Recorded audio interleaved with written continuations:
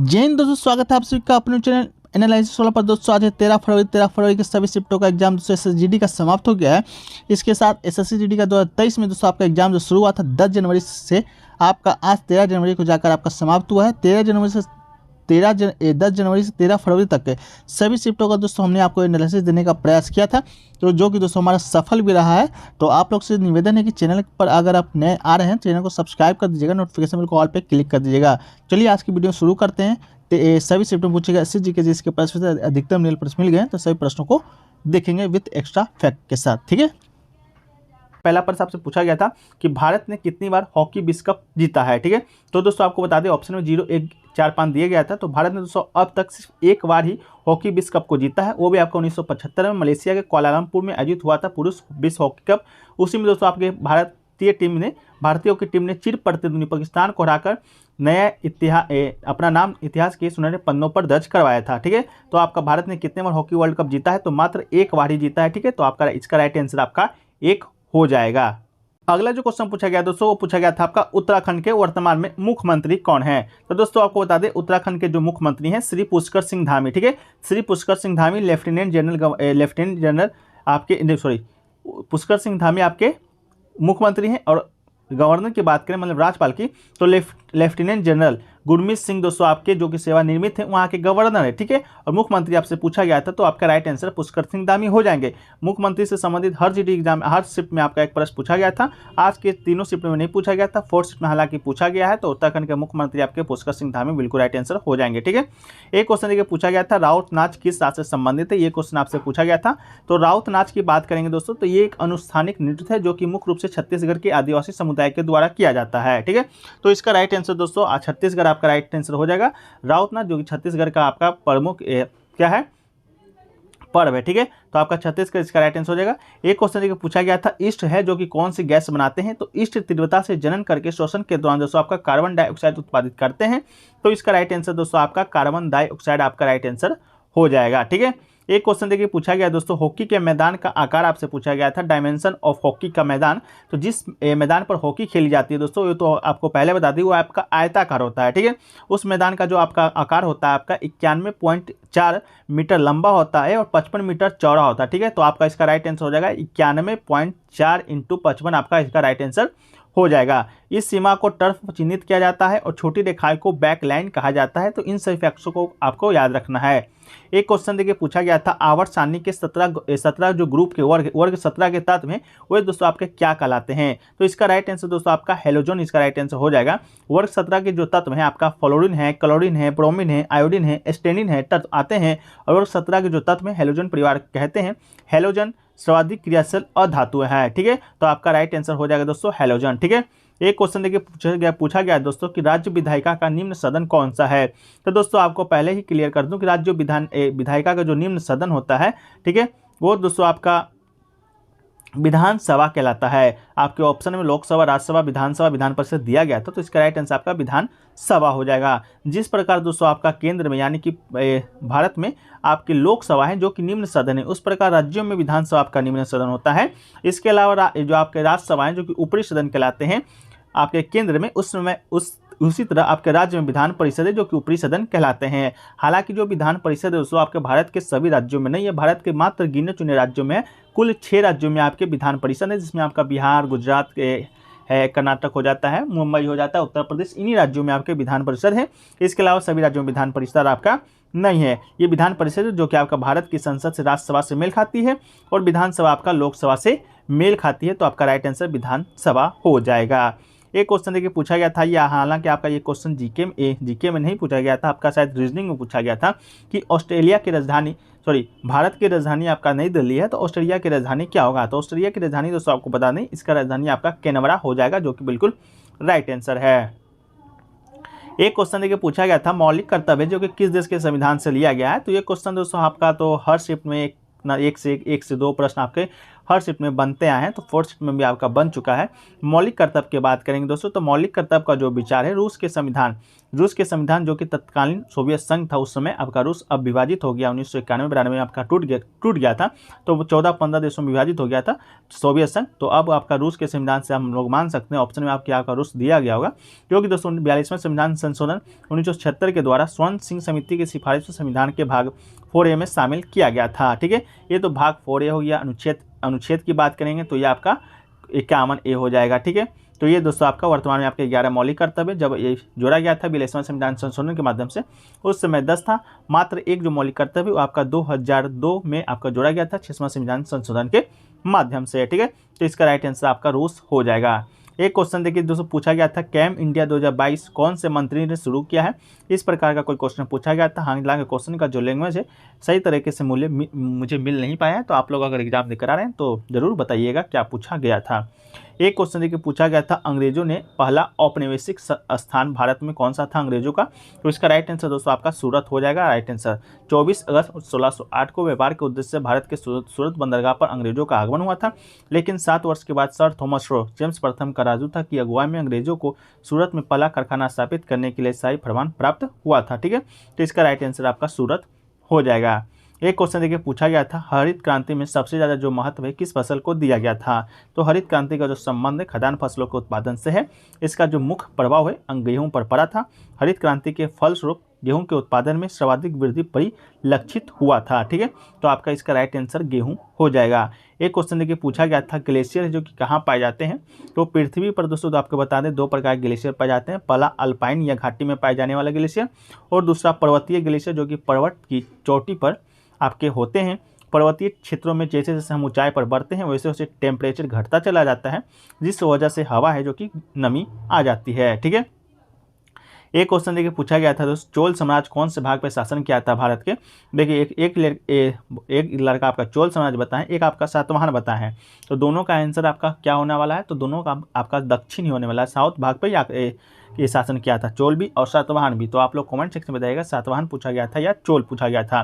चोल के बारे में बात करेंगे तो चोल प्राचीन भारत का एक राजवंश था, दक्षिण भारत में और पास के अन्य देशों में तमिल चोल शासकों ने 9वीं शताब्दी से 13वीं शताब्दी के बीच है जो कि अत्यंत शक्तिशाली हिंदू साम्राज्य का निर्माण किया था। अपने चरम उत्कर्ष के समय चोल साम्राज्य था उसका जो प्रभाव क्षेत्र था आपका 1050 ईस्वी तक था। ठीक है, तो आपका इसका राइट आंसर दक्षिण हो जाएगा। इसके अलावा सातवाहन की बात करें, सातवाहन का जो शासन था आंध्र प्रदेश में सीमित था, आंध्र प्रदेश की बात करें तो भारत के दक्षिण भाग में ही पाया जाता है। एक क्वेश्चन देखिए पूछा गया था बेस्ट सिटी का अवार्ड किसे दिया गया है, तो सूरत इंदौर को सर्वश्रेष्ठ शहर का पुरस्कार दिया गया है, जबकि उत्तर प्रदेश को सर्वश्रेष्ठ राज्य का पुरस्कार दिया गया है।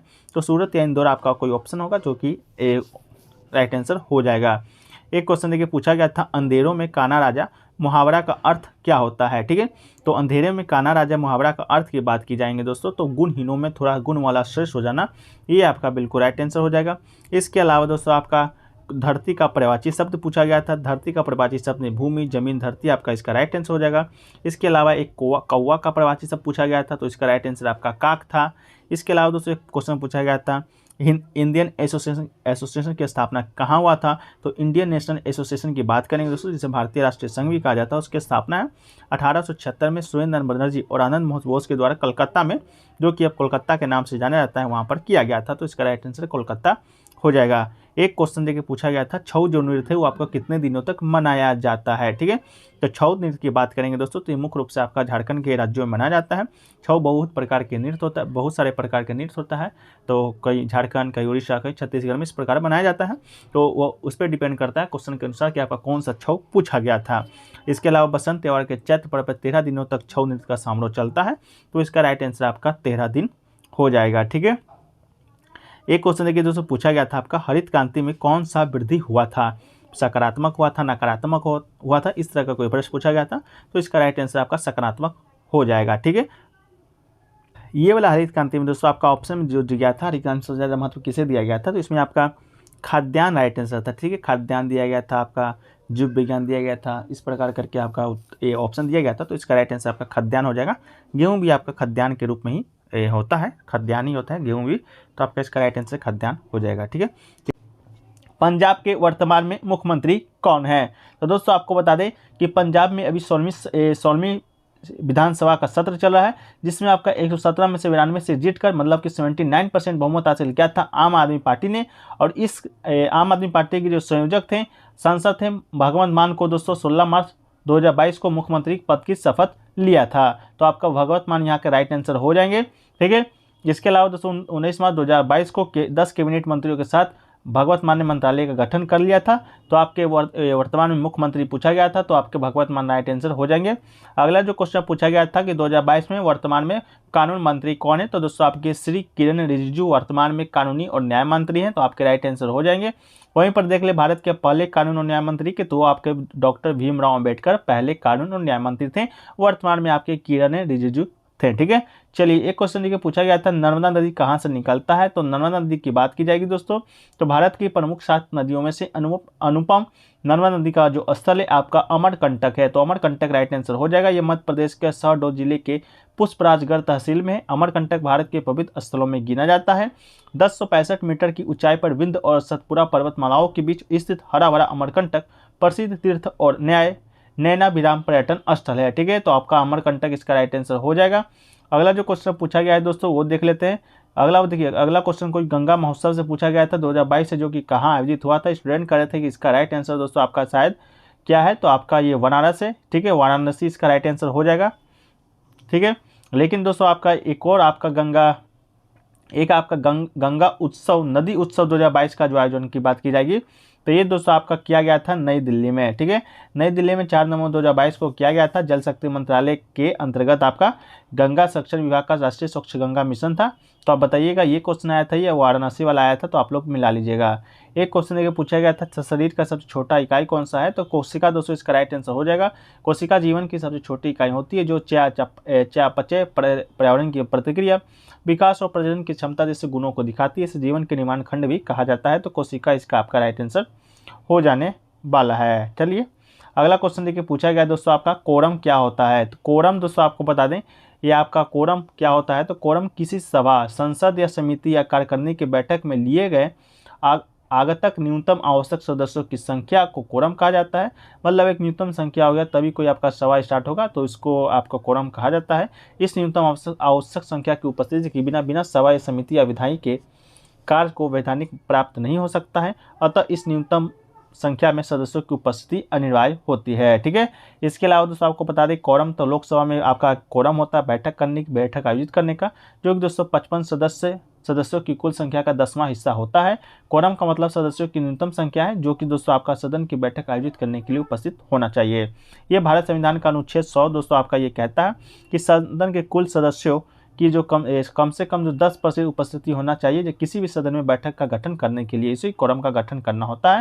ये तो लोकसभा का दोस्तों आपको बता दिए। राज्यसभा की बात की जाएगी तो 245 वर्तमान में सदस्य हैं, तो 10% आपका इसका कोरम होता है। तो 25 सदस्यों की उपस्थिति इस बैठक के लिए पर्याप्त गण पूर्ति होता है राज्यसभा का। लोकसभा का कोरम क्या है तो आप लोग देख लिए हैं। एक क्वेश्चन देखिए पूछा गया था मौलिक कर्तव्य में उपभाग जी में क्या आता है। ठीक है, तो आप लोग को मालूम होगा वर्तमान में मौलिक कर्तव्य 11 है, तो 11 के 51 ए में अनुच्छेद 51 ए में वर्णित मौलिक कर्तव्य है। तो भाग ए में दोस्तों आपका संविधान का पालन करना, उसके आदर्शों को संस्थानों और राष्ट्रीय ध्वज और राष्ट्रगान का सम्मान करना ए में आता है। बी में दोस्तों उन महान आदर्शों को संजोना, उनका पालन करना जिन्होंने अभी हमें भारतीय स्वतंत्रता संग्राम से प्रेरित किया है, ये बी में आता है। सी में दोस्तों भारत की संपूर्णता, एकता, अखंडता को बनाए रखना, उसकी रक्षा करना सी में आता है। ऑप्शन डी में दोस्तों आपका कि देश की रक्षा करना, जरूरत पड़ने या कहे जाने पर राष्ट्रीय सेवाएं प्रदान करना डी आता है। वहीं 51 ए का ई देखेंगे तो भारत के सभी लोगों के बीच धार्मिक, भाषाई और क्षेत्रीय अनुभागीय विविधताओं से परिष्पद सद्भाव और समान भाईचारे की भावना को बढ़ावा देना, महिलाओं को सम्मान के लिए अपमानजनक प्रथाओं का त्याग करना आपका 51 ए के ई में आता है। 51 ए के एफ में दोस्तों हमारी मिली जुली संस्कृति के समृद्ध विरासत को महत्व देना, उसका संरक्षण करना 51 के ए एफ में आता है। वहीं 51 ए जी दोस्तों जो कि आज के क्वेश्चन में आपसे पूछा गया था, वन जिलों, नदियों और वन जीवों सहित तो प्राकृतिक पर्यावरण को महत्व देना, उसकी रक्षा करना और उसमें सुधार करना, जीवित प्राणियों के प्रति दयाभाव रखना, ये आपका 51 के ए के जी में आता है। वहीं दोस्तों 51 ए के एच में दोस्तों आपका वैज्ञानिक सोच, मानवतावाद, जांच और सुधार की भावना को विकास करना एच में आता है। वहीं ये कॉमन ए के आई में दोस्तों सार्वजनिक संपत्ति की रक्षा करना, हिंसा से दूर रहना आपका आई में आता है। ये कॉमन ए के जे में दोस्तों व्यक्तिगत सामूहिक गतिविधि के सभी क्षेत्रों में उत्कृष्टता की दिशा में प्रयास करना ताकि राष्ट्र नियंत्रण प्रयास उपलब्धि के लिए उच्च स्तर तक पहुंच, जे में आता है। और दोस्तों आपका जो लास्ट है आपका के, वो माता पिता या अभिभावक को अपने बच्चों को शिक्षा के अवसर प्रदान करने का कर्तव्य 6 से 14 वर्ष की आयु के बच्चे के बीच आपका 6वां संविधान संशोधन 2002 के माध्यम से जोड़ा गया था। बाकी सब 42वां संविधान संशोधन 1976 के माध्यम से जोड़ा गया था। एक क्वेश्चन पूछा गया था, गुरु विपिन सिंह कौन से नृत्य से संबंधित है? गुरु विपिन सिंह की दोस्तों आपको बात बता दें, ये आपके मणिपुरी नृत्य से संबंधित है। मणिपुरी दोस्तों मणिपुर का शास्त्रीय नृत्य है। वहाँ के निर्देशक, कोरियोग्राफर और शिक्षक भी रह चुके थे, जिनका जन्म 23 अगस्त 1918 को हुआ था और मृत्यु 9 जनवरी 2000 ईस्वी को आपका हुआ था गुरु विपिन सिंह का। एक क्वेश्चन के पूछा गया था, वांगला नृत्य आपका वांगला महोत्सव, तो ये मेघालय का आपका वांगला महोत्सव है, तो मेघालय इसका राइट आंसर हो जाएगा। ये भारत के मेघालय के 11 में सबसे लोकप्रिय त्यौहार है। ठीक है, एक क्वेश्चन के पूछा गया था, पहली बार खेलो इंडिया यूथ गेम्स कहाँ पर आयोजित हुआ था? तो खेलो इंडिया यूनिवर्सिटी गेम्स का जो पहला संस्करण है आपका 2020 में Kalinga institute of industrial technology KIIT Odisha में आयोजित किया गया था। तो इसका राइट आंसर आपका ओडिशा 100% हो जाएगा। एक क्वेश्चन के पूछा गया था, चीन का जो सीमा है किस राज्य से लगता है? तो चीन दोस्तों आपको बता दें भारत की 5 राज्यों से जुड़ता है। इनमें से आपका पहला जो जम्मू कश्मीर है, इसके अलावा हिमाचल प्रदेश है, इसके अलावा उत्तराखंड है, इसके अलावा सिक्किम है और अरुणाचल प्रदेश शामिल ही आपका चीन की सीमा से लगता है। ऑप्शन में अपना आपके अनुसार देख लीजिएगा। एक क्वेश्चन पूछा गया था, भारतीय दंड संहिता कब पारित हुआ? तो इसका राइट आंसर आपका 1860 हो जाएगा। इस अधिनियम का जो उद्देश्य था भारत के लिए समान दंड संहिता प्रदान करना था। यह 6 अक्टूबर 1807 को अधिनियमित किया गया था। एक क्वेश्चन पूछा गया था, 1956 में कौन सी पंचवर्षीय योजना को शुरू किया गया था? तो इसका राइट आंसर आपका द्वितीय पंचवर्षीय योजना हो जाएगा, जो कि दोस्तों आपका 1956 से 1961 तक चला था। 1956 में शुरू हुआ था। ठीक है, इसके अलावा पहली पंचवर्षीय योजना की बात की जाएगी तो ये आपका 1951 से लेकर 1956 तक चला था। इसके बाद द्वितीय पंचवर्षीय योजना चला था 1956 से 61। इसके बाद 61 से 66 आपका तृतीय पंचवर्षीय योजना चला था। ये पंडित जवाहरलाल नेहरू के नेतृत्व में लॉन्च किया गया था। समाजवाद धारणा की स्थापना करना इस योजना का प्रमुख उद्देश्य था। इस योजना में GDP का वार्षिक लक्ष्य 4.5 रखा गया था, लेकिन इसकी कमी हुई थी, विकास दर 4.1 ही रही थी। ठीक है, चलिए अगला जो क्वेश्चन पूछा गया था आपसे, हथेली पर सरसों जमाना मुहावरा का अर्थ पूछा गया था। तो हथेली पर सरसों उगाना या जमाना मुहावरा का अर्थ आपका होता है असंभव कार्य को ही संभव कर दिखाना। इसका राइट आंसर हो जाएगा, किसी कठिन काम को अत्यंत शीघ्रता से कर देना हथेली पर सरसों जमाना मुहावरा का अर्थ होता है। एक क्वेश्चन पूछा गया था, अव्यवस्था का विलोम शब्द व्यवस्था या सुव्यवस्था, इसका राइट आंसर आपका हो जाएगा। एक क्वेश्चन पूछा गया था, अधम का पर्यायवाची शब्द, तो अधम के सभी पर्यायवाची शब्द में आपका निकृष्ट, निम्न, पतित, नीच, भ्रष्ट है, ये आपका अधम का पर्यायवाची शब्द होता है। इनमें से कोई एक ऑप्शन आपके पास दिया गया होगा। एक क्वेश्चन पूछा गया था, जालियांवाला बाग हत्याकांड है जो कि किसने करवाया था?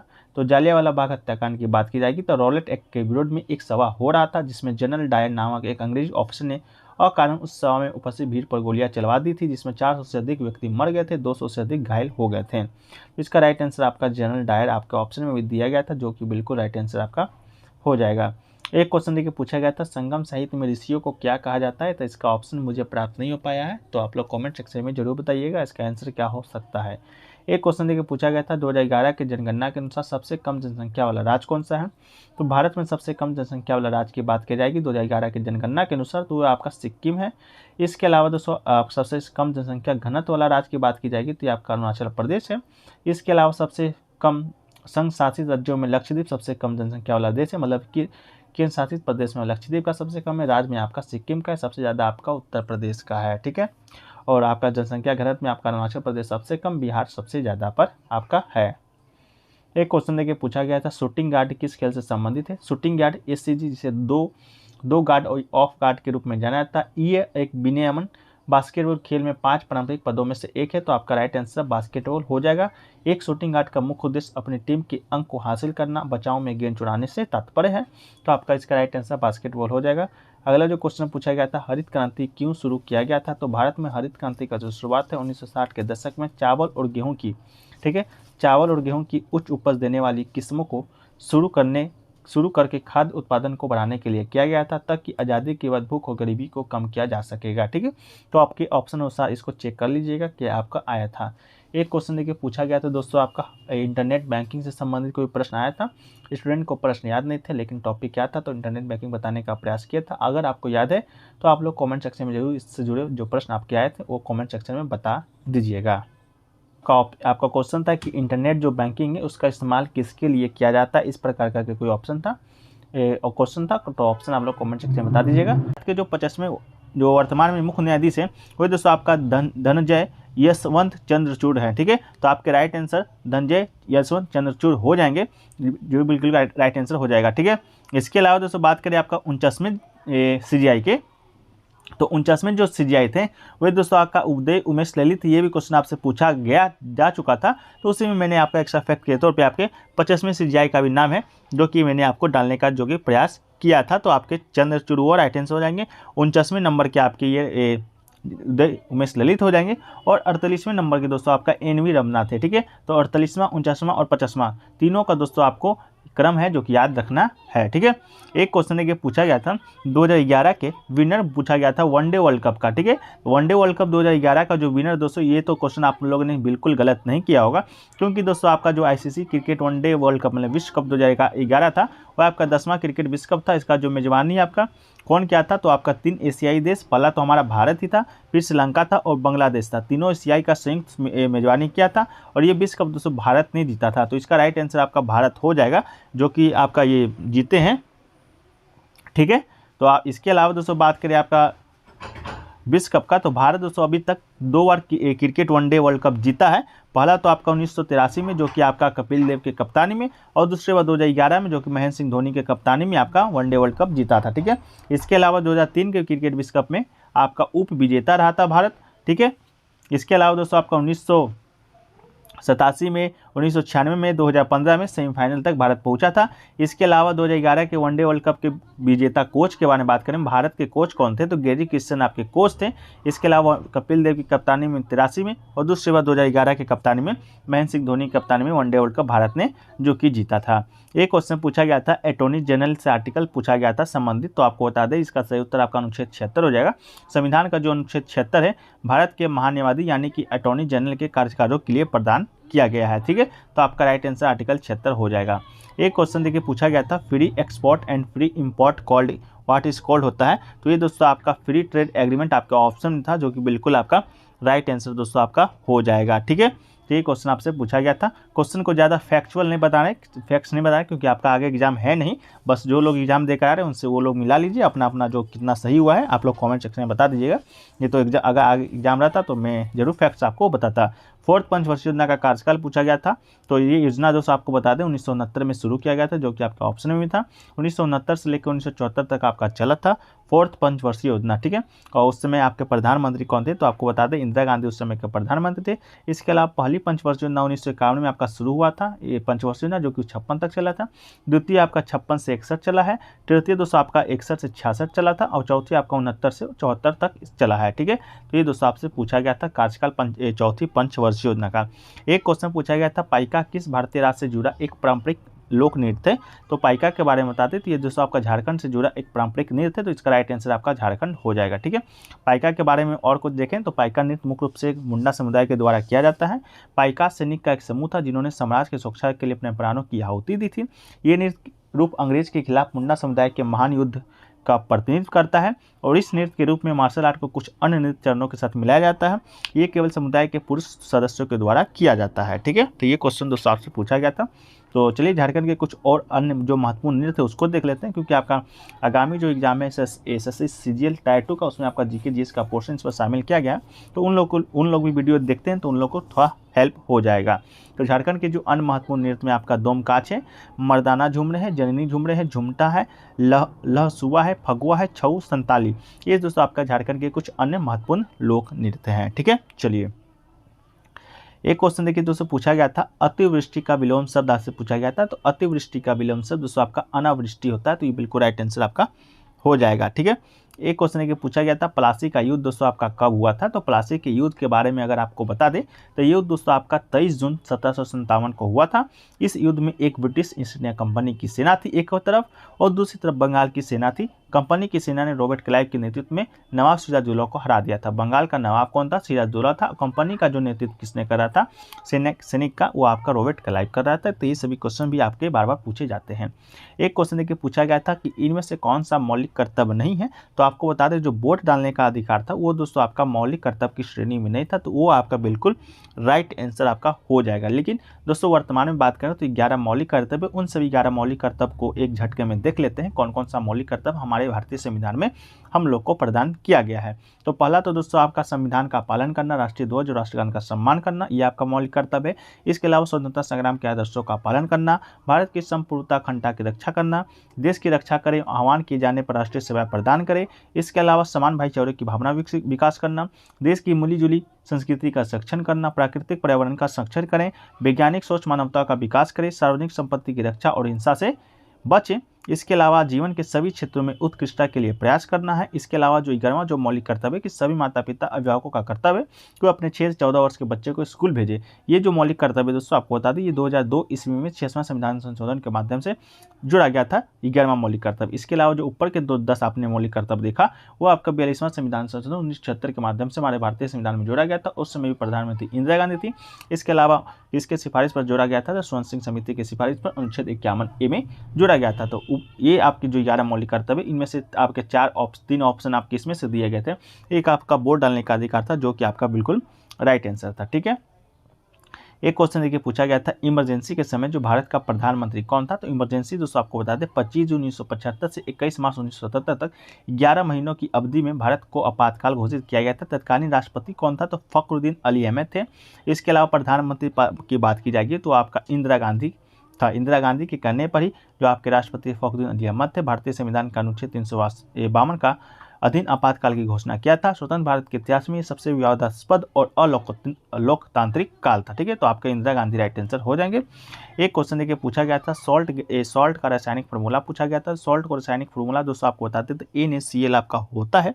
इसके अलावा सोडियम क्लोराइड दोस्तों इसका रासायनिक नाम है। सोडियम क्लोराइड जिसे आमतौर पर नमक के रूप में जाना जाता है। आयनिक यौगिक है जिसका रासायनिक तो NaCl है। सोडियम और क्लोराइड आयनों की जो अनुपात होता है 1:1 आपका प्रतिनिधित्व करता है। ठीक है, एक क्वेश्चन देखिए पूछा गया था एशियन गेम्स 2018 है जो कि आपका कहाँ आयोजित हुआ था? तो एशियन गेम्स 2018 की बात करेंगे दोस्तों तो 18वें एशियाई खेल था जो कि जकार्ता पालेमंग 2018 के नाम से भी जाना जाता है। संपूर्ण एशिया का सबसे बड़ी बहु खेल प्रतियोगिता है जिसका आयोजन 18 अगस्त से 2 सितंबर 2018 के मध्य इंडोनेशिया के जकार्ता और पालेमंग शहरों में किया गया था। तो इसका राइट आंसर आपका इंडोनेशिया हो जाएगा। इसके अलावा प्रतिभागी देश की बात करेंगे दोस्तों तो प्रतिभागी देश दोस्तों आपका 45 देशों ने भाग लिया था। स्पर्धाएं की बात करेंगे तो 40 खेलों में 465 स्पर्धाएं आपके 2018 के एशियन गेम्स में हुए थे। एक क्वेश्चन देखिए पूछा गया था भारत के बैंकों को ऋण कौन देता है या बैंकों का बैंक किसे कहा जाता है? तो इसके बारे में आपको अगर हम बताएं तो भारत के जो बैंकों को ऋण देता है रिजर्व बैंक ऑफ इंडिया देता है। Reserve bank of India Bharat के बैंकों का बैंक कहा जाता है।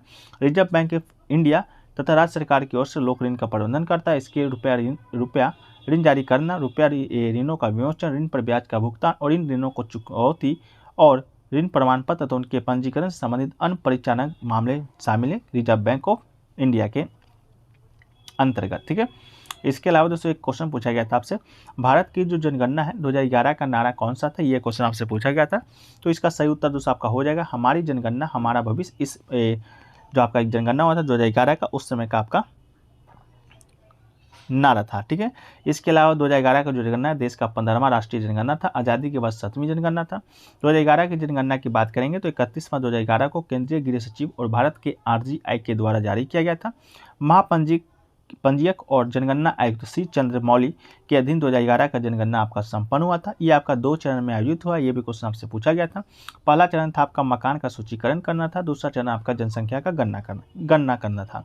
इसके अलावा सामाजिक आर्थिक और जाति जनगणना ACCC 2011 में 1931 के बाद पहली बार आयोजित किया गया था। तो ये सभी फैक्ट्स दोस्तों आपके बार एग्जाम में बनते हैं जो कि आपके लिए इंपॉर्टेंट है। जिनका आगे भी एग्जाम है उनके लिए भी ये क्वेश्चन आपके इंपॉर्टेंट हो जाते हैं। ठीक है, पर आपसे पूछा गया था कि भारत के वर्तमान में CDS कौन है? ठीक है, ये आपसे पूछा गया था। तो आपको बता दें कि हाल ही में जो केंद्र सरकार ने पूर्वी कमान के जो पूर्व प्रमुख थे लेफ्टिनेंट जनरल अनिल चौहान को सेवानिवृत्त को नए चीफ डिफेंस स्टाफ CDS का फुल फॉर्म होता है चीफ ऑफ डिफेंस स्टाफ के रूप में नियुक्त किया गया। तो आपका अनिल चौहान बिल्कुल राइट आंसर हो जाएंगे। इन सितंबर 2022 में नियुक्त किया गया था। आपके जो पहले CDS हैं आपके बिपिन रावत जी, उनका जो निधन है आपका तमिलनाडु के कन्नौज हेलीकॉप्टर क्रैश के दौरान हो गया था, उस समय से आपका यह पद खाली था। और सेकंड आपका सीडीएस आपके कौन बनाए गए? अनिल चौहान। फर्स्ट आपके कौन थे? तो बिपिन रावत जी थे, ठीक है, जिनका आपका दिसंबर 2021 में शायद आपका उनका है जो कि मृत्यु हो गया था। तो अनिल चौहान इसका राइट आंसर हो जाएगा। चलिए वीडियो में आगे बढ़ते हैं। इससे पहले दोस्तों आपको बता दें कि अगर आप आगे किसी भी एग्जाम का तैयारी कर रहे हैं, चाहे एमटीएस का हो, चाहे सीएचएसएल का हो, या टायर 2 का हो, या रेलवे बैंकिंग किसी भी एग्जाम का तैयारी कर रहे हैं, तो उसके लिए दोस्तों आपका जो मॉक टेस्ट और प्रीवियस क्वेश्चन होता है वो आपका इंपॉर्टेंट हो जाता है। ये दोनों चीज़ें दोस्तों आपको टेक्स्ट बुक के ऊपर मिलती है। तो टेक्स्ट बुक के ऊपर दोस्तों अभी सेल भी चल रहा है 13 से 15 फरवरी के बीच में। प्रिपरेशन का हम सफर नामक सेल से इस सेल में दोस्तों आपका 399 का जो पास है आपको मात्र 299 में प्रोवाइड कराया जा रहा है। साथ ही साथ अगर हम हमारा कूपन कोड यूज करते हैं APG, तो ये पास 10% ऑफ, अतिरिक्त ऑफ के साथ आपको मात्र 269 रुपये में मिल जाएगा, ठीक है। और सबसे बड़ा खास बात दोस्तों इस सेल का है कि ये सेल दोस्तों आपको 3 महीना एक्स्ट्रा वैलिडिटी के साथ आपको दिया जा रहा है, यानी कि 12 मंथ की जगह दोस्तों आपको 15 मंथ का टेक्स्ट बुक, मॉक टेस्ट और प्रीवियस क्वेश्चन को आप सॉल्व कर सकते हैं। 15 महीने के अंदर जितने भी एग्जाम आएंगे सभी को दोस्तों आप क्रैक कर सकते हैं। और इस सेल की जो सबसे बड़ी खास बात है, इस सेल में दोस्तों आपका एवरी परचेस पे आप गिफ्ट भी जीत सकते हैं, पॉकेट एफएम के द्वारा, इजी माई ट्रिप के द्वारा, रैपिडो के द्वारा, ठीक है। तो जो लोग भी लेना चाहते हैं डिस्क्रिप्शन में लिंक दिया गया है, आप लोग जाके एक बार चेकआउट कर लीजिएगा। हमारा कूपन कोड APG जरूर से जरूर यूज कीजिएगा, ठीक है। चलिए वीडियो में आगे बढ़ते हैं। देखिए अगला जो प्रश्न पूछा गया था आपका कि 2021 में जो खेलो इंडिया यूथ गेम्स है वो दोस्तों आपका कहां पर हुआ था? तो ये दोस्तों आपका हरियाणा के पंचकुला में हुआ था, वो भी इंद्रधनुष स्टेडियम में आपका 2021 का सफल समापन हुआ था 2021 के खेलो इंडिया यूथ गेम्स का। तो आपका हरियाणा बिल्कुल राइट आंसर हो जाएगा। इसके अलावा मेजबान जो हरियाणा था कुल 137 पदक जीता था, जिसमें आपका 52 स्वर्ण था, पदक तालिका में सबसे ऊपर रहा था 2021 का। इसके बाद महाराष्ट्र 125 पदक के साथ द्वितीय स्थान पर और कर्नाटक आपका तृतीय स्थान पर आपके रहा था। तो आपका राइट आंसर आपका हो जाएगा हरियाणा। लेकिन दोस्तों आपको बता दें ये 2021 का आपका पूछा गया था, लेकिन ऑप्शन में आपका मध्य प्रदेश भी था। तो वो दोस्तों आपका 2022 का खेलो इंडिया जो यूथ गेम्स है वो आपका मध्य प्रदेश में हुआ था। तो पूछा गया था दोस्तों आपका 2021 का, तो आपका राइट आंसर हरियाणा हो जाएगा। 2022 वाला दोस्तों आपको मध्य प्रदेश में खेला गया था। एक क्वेश्चन देखिए पूछा गया दोस्तों कि हम महावीर जो जयंती है वो कौन से महीने में मनाई जाती है? आपका अप्रैल, मई, जून, जुलाई करके इस प्रकार का ऑप्शन दिया गया था। तो इसका राइट आंसर दोस्तों आपका अप्रैल हो जाएगा, ठीक है। ये आपका ये अंग्रेजी कैलेंडर के अनुसार पूछा गया था। हिंदी कैलेंडर के अनुसार देखें तो चैत्र मास के शुक्ल पक्ष की त्रयोदशी के दिन जैन समाज के 24 तीर्थंकरों में अंतिम जो तीर्थंकर थे भगवान महावीर का जन्म हुआ था, जिसके कारण जैन मातलंबी को इस दिन को उनके जन्म दिवस के रूप में मनाते हैं। इस बार ये तिथि 17 अप्रैल के दिन बुधवार को है। भगवान महावीर ने पूरे समाज को सत्य और हिंसा का मार्ग दिखाया था। तो महावीर जयंती दोस्तों आपका जैन धर्म के अंतिम तीर्थंकर थे 24वें आपके भगवान महावीर, उनकी जन्म दिवस के ऊपर मनाया जाता है। हिंदी कैलेंडर के अनुसार चैत्र मास में और अंग्रेजी कैलेंडर के अनुसार दोस्तों आपका अप्रैल में मनाया जाता है। तो आपका राइट आंसर अप्रैल बिल्कुल हो जाएगा, ठीक है। चलिए अगला जो क्वेश्चन है दोस्तों उसको देख लेते हैं। अगला जो क्वेश्चन पूछा गया दोस्तों आपका नीति आयोग के CEO कौन है? तो दोस्तों आपको बता दें नीति आयोग के CEO की बात की जाएगी तो ये दोस्तों आपका परमेश्वरन अय्यर आपके ऑप्शन में दिया गया था, जो कि बिल्कुल राइट आंसर था, ठीक है। तो आपका क्या राइट आंसर हो जाएगा दोस्तों? आपका परमेश्वरन अय्यर। इसके अलावा सुमन बेरी भी दोस्तों आपके लोग कह रहे थे कि ऑप्शन में था। तो सुमन बेरी के बारे में बता दें तो सुमन बेरी नीति आयोग को उपाध्यक्ष हैं, ठीक है। क्या है? उपाध्यक्ष है, ना कि दोस्तों आपके CEO हैं। CEO आपके परमेश्वरन अय्यर ही हैं। तो आपके राइट आंसर क्या हो जाएगा? परमेश्वरन अय्यर हो जाएंगे। इसके अलावा नीति आयोग की बात करेंगे दोस्तों तो ये आपके योजना आयोग के स्थान पर आपको लाया गया था। योजना आयोग को 2014 में आपका समाप्त कर दिया गया था। इसके अलावा 1 जनवरी 2015 को नीति आयोग का स्थापना किया गया था, जिसमें जो अध्यक्ष होता है वो दोस्तों आपको बता दें कौन होता है। तो इसमें जो अध्यक्ष होता है आपका प्रधानमंत्री ही होता है। जो भारत के प्रधानमंत्री होंगे वो दोस्तों आपके नीति आयोग के अध्यक्ष ही होंगे, ठीक है।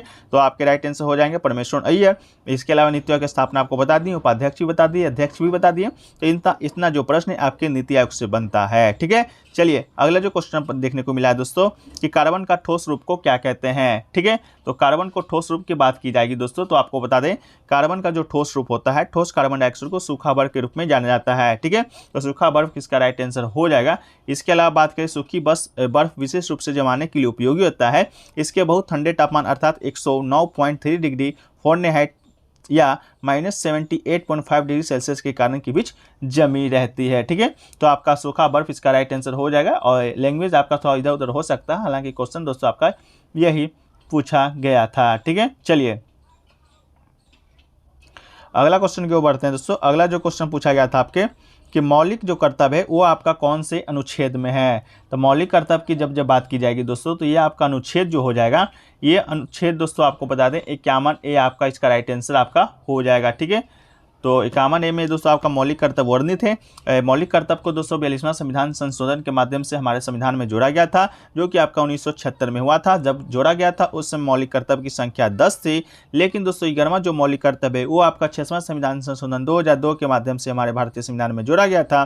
तब जाकर दोस्तों वर्तमान में जो मौलिक कर्तव्य की संख्या हम लोग देखते हैं वो 11 आपके 2002 के बाद से ही हुआ है। ठीक है, इसके बाद बात करें दोस्तों तो ये आपका रूस के संविधान से लिया गया था। इसके अलावा इसके आर्टिकल की बात करेंगे तो आर्टिकल दोस्तों 51A आपका ये पूछा गया था। अब भाग की बात करेंगे तो भाग दोस्तों आपको बता दें भाग आपका कौन सा है, भाग आपका कौन सा है, तो भाग आपका 4A है। ठीक है, चलिए अगला जो क्वेश्चन पूछा गया दोस्तों कि पांडव वंश की राजधानी कहाँ थी। ये पांडव वंश या पल्लव वंश, ये दोनों में थोड़ा सा स्टूडेंट कंफ्यूजन थे, तो दोनों को हम इस वीडियो में देखने वाले हैं। पांडव वंश की राजधानी की बात की जाएंगे तो पांड्यों की जो राजधानी दोस्तों आपका मथुरा था, जो कि उत्तर भारत के इस मथुरा के अनुकरण पर पांडवों के साथ इनके संबंध की परंपरा की ओर संकेत करता है। ठीक है, तो आपका राइट आंसर दोस्तों आपका मथुरा हो जाएगा। अगर पांड्यों की राजधानी पूछा गया, 90% आपका प्रश्न पांडे ही पूछा गया था, 2-3 लोग पांडे ही बता रहे थे, लेकिन 1-2 लोग आपके पल्लव भी बता रहे थे। तो पल्लव की राजधानी के बारे में हम डिस्कस कर देते हैं। ये पल्लव की जो राजधानी आपका कांचीपुरम है। कांचीपुरम रेशम और शिलाकृत मंदिरों के अत्यधिक निर्माण के लिए जाना जाता है। ठीक है, इसके अलावा दोस्तों आपको बात करें, इसके अलावा बात करें पल्लव वंश का जो संस्थापक था वो आपका कौन था, तो सिंह विष्णु दोस्तों आपका सिंह विष्णु आपके संस्थापक थे। पल्लव वंश की जो अवधि है 275 ईसा पूर्व से 897 ईसा पूर्व तक मानी जाती है। ठीक है, चलिए अगला जो क्वेश्चन पूछा गया था दोस्तों वो आपको बता देते हैं। देखिए 1829 में दोस्तों गोल्फ स्टेडियम का जो स्थापना है किस अंग्रेज के द्वारा किया गया था, ये पूछा गया था। तो 1829 में जो स्थापित जो रॉयल कोलकाता स्कॉटलैंड में सेंट एंड्रूज के बाद दुनिया का सबसे पुराना गोल्फ कोर्स है। ठीक है, तो सेंट एंड्रूज दोस्तों आपका कोलकाता में आपका सेंट एंड्रूज के बाद दुनिया का सबसे पुराना है, कौन सा, रॉयल कोलकाता है। इसके अलावा बात करें दोस्तों गोल्फ खेल की शुरुआत है आपका 15वीं शताब्दी के आसपास यूरोप में हुआ था। इसके अलावा गोल्फ का जो मैदान होता है चौड़ा और हरी भरी घास से भरा होता है। इस मैदान को गोल्फ कोर्स कहा जाता है। इंग्लैंड की राजधानी लंदन में यहाँ का सर्वाधिक आबादी वाला शहर है। लंदन टेम्स नदी के तट पर स्थित है। इटली की राजधानी रोम है। इटली तिब्बत नदी के तट पर स्थित है। तो ये दोस्तों आपका 1829 में स्थापित गोल्फ स्टेडियम से प्रश्न किया आया था। इसको थोड़ा सा हम लोग देख लेते हैं, इसके बाद आपको ये PDF में शायद हमको हम दे देंगे, नहीं तो हम कमेंट सेक्शन में भी पिन करने का प्रयास करेंगे। ठीक है, एक दोस्तों प्रश्न आपसे पूछा गया था कि जो छड़ी जो नृत्य है वो दोस्तों आपका किस नृत्य का उपनाम है। ठीक है, तो इस प्रकार से कोई प्रश्न आपसे पूछा गया था छड़ी नृत्य से। तो ये दोस्तों आपको बता दें कि आंध्र प्रदेश में सबसे जो प्रसिद्ध नृत्य कथाओं में से एक आपका है जो छड़ी नृत्य है, जिसे कि दोस्तों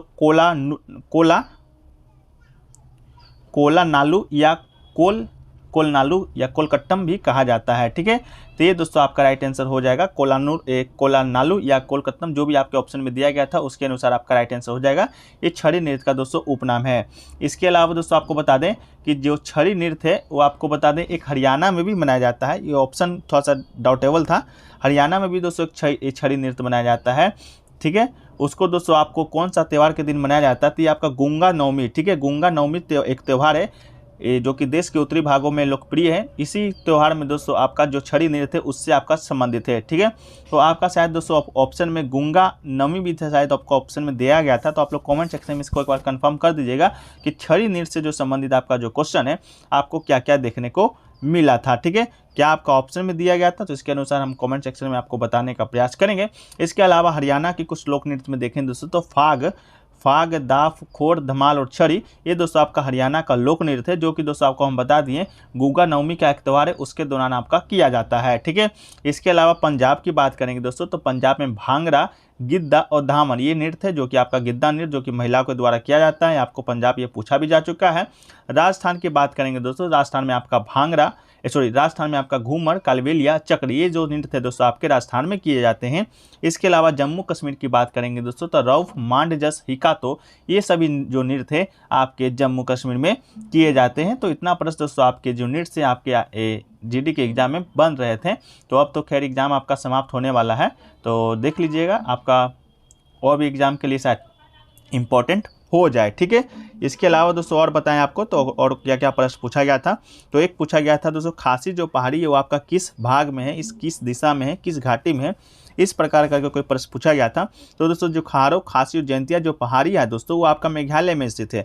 खासी और जयंतिया भारत के पूर्वोत्तर में स्थित है, तो ये स्थित आपका पर्वतीय क्षेत्र है, तो भारत के पूर्वोत्तर में स्थित है। इसके अलावा ऑप्शन शायद आपका पूर्वी घाट दिया गया था, तो पूर्वी घाट दोस्तों आपका जो आंसर है आपका राइट होने वाला है। ठीक है, एक क्वेश्चन देखिए पूछा गया है दोस्तों कि राज्य विधान परिषद की सदस्यों की जो संख्या है राज्य विधानसभा के सदस्यों की संख्या से कितने अधिक है, जो कि नहीं होनी चाहिए। तो राज्य की जो विधान परिषद का जो आकार है दोस्तों, राज्य की विधान परिषद में इसी सदस्यों की कुल संख्या की 1/3 से अधिक नहीं होगा। ठीक है, किसी भी कारणों से 40 सदस्य से कम नहीं हो सकता है। और बिहार की बात करेंगे दोस्तों, तो बिहार विधान परिषद में कुल सदस्यों की संख्या आपके 75 है। एक क्वेश्चन देखिए पूछा गया दोस्तों कि तेल से वनस्पति तेल में परिवर्तन को क्या कहा जाता है। तो ये दोस्तों आपका संश्लेषण प्रतिक्रिया कहा जाता है। तो इसका राइट आंसर आपका ऑप्शन में अगर संश्लेषण प्रतिक्रिया दिया गया होगा तो दोस्तों आपका राइट आंसर आपका हो जाएगा।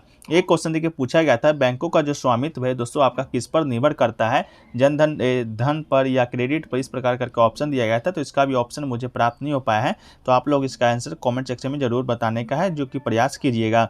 एक क्वेश्चन देखिए पूछा गया था, सरकारी नियमन से कौन सा बैंक चलता है। तो इसका भी ऑप्शन दोस्तों स्टूडेंट कंफर्म हमको बता नहीं पाए हैं।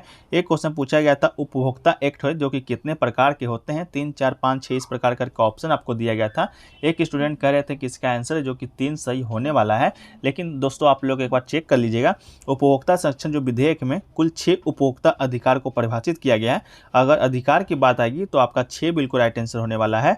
और वो सुरक्षा का अधिकार, सूचना पाने का अधिकार, इस प्रकार करके 6 अधिकार आपके उपभोक्ता एक्ट के तहत दिया गया है। लेकिन अधिकार दिया होगा तो आप लोग बताइएगा 6 राइट आंसर हो जाए।